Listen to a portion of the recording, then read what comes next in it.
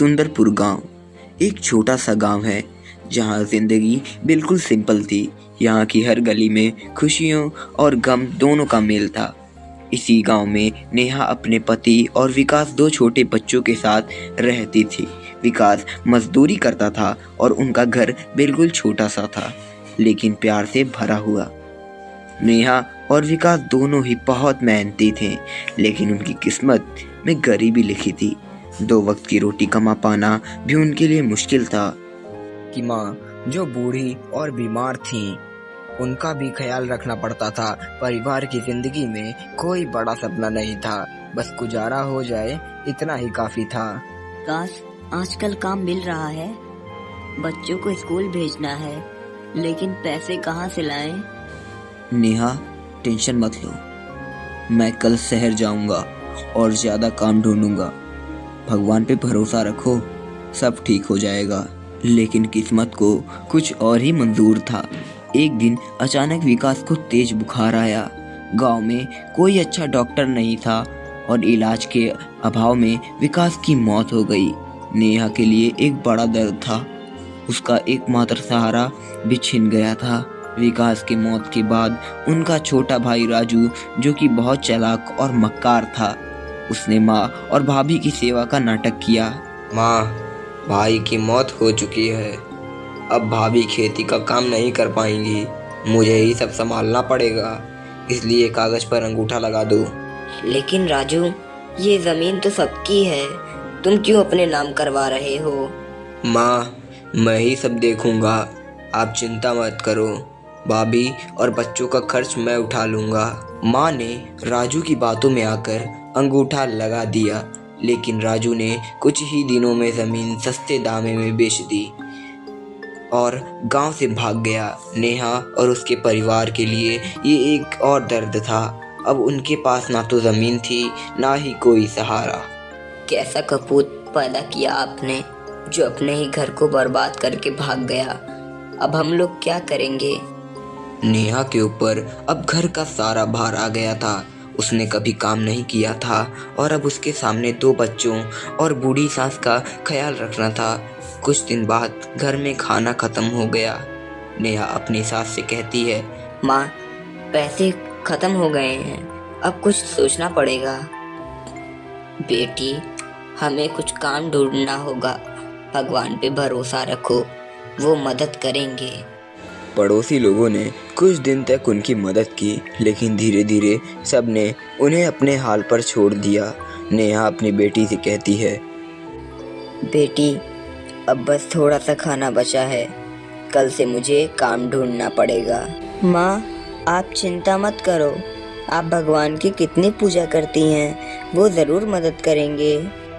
जैसे ही नेहा खाना खाने बैठती है, एक बूढ़ी अम्मा ने आवाज़ दी, कोई है? इस बूढ़ी अम्मा को भी खाना खिला दो। ये लो, मेरे पास बस इतना ही खाना है, आप खाओ। तुम उदास क्यों हो बेटी?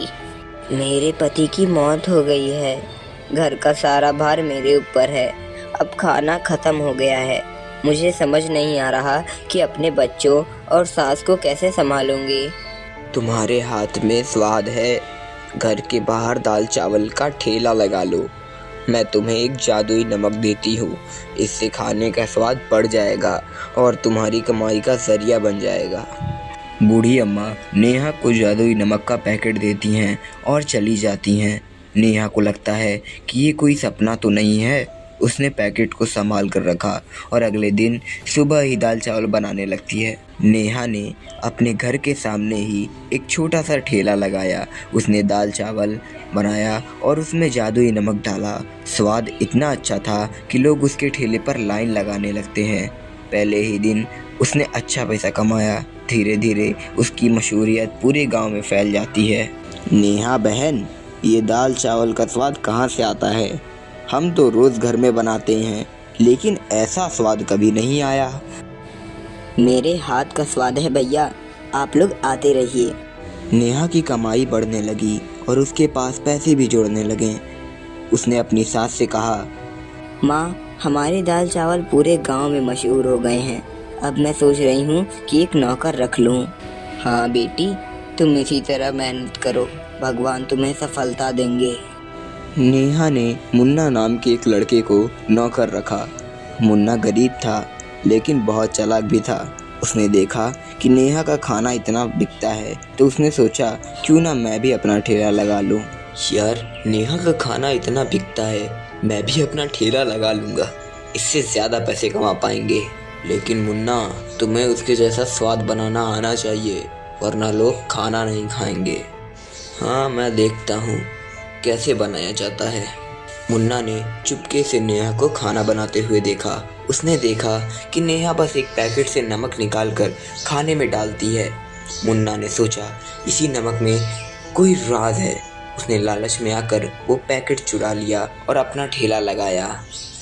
मुन्ना ने अपने ठेले पर खाना बनाया और लोगों को बुलाया, लेकिन उसके खाने का स्वाद बिल्कुल बेकार था। लोग उसे डांटने लगते हैं।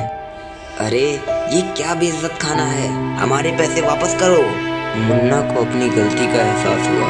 उसने सोचा मैंने गलत किया, नेहा का नमक चुराकर मैंने अपना नुकसान कर लिया। वो रोते हुए नेहा के पास गया और माफ़ी मांगी। नेहा दीदी, मुझे माफ़ कर दो, मैंने तुम्हारा नमक चुरा लिया था, मुझे अपनी गलती का एहसास हो गया है। मेरे बच्चे भूखे मर जाएंगे, मैं आगे कभी गलती नहीं करूँगा। मुन्ना, तुम्हें अपनी गलती का एहसास हो गया, बस इतना ही काफ़ी है। आगे से हमेशा याद रखना, चोरी की चीज़ कभी अच्छा फल नहीं देती। मुन्ना ने अपनी गलती से सीखा और नेहा के यहाँ ईमानदारी से काम करने लगा। नेहा की कहानी सफलता की कहानी बन गई और उसने अपने परिवार को खुशियों से भर दिया।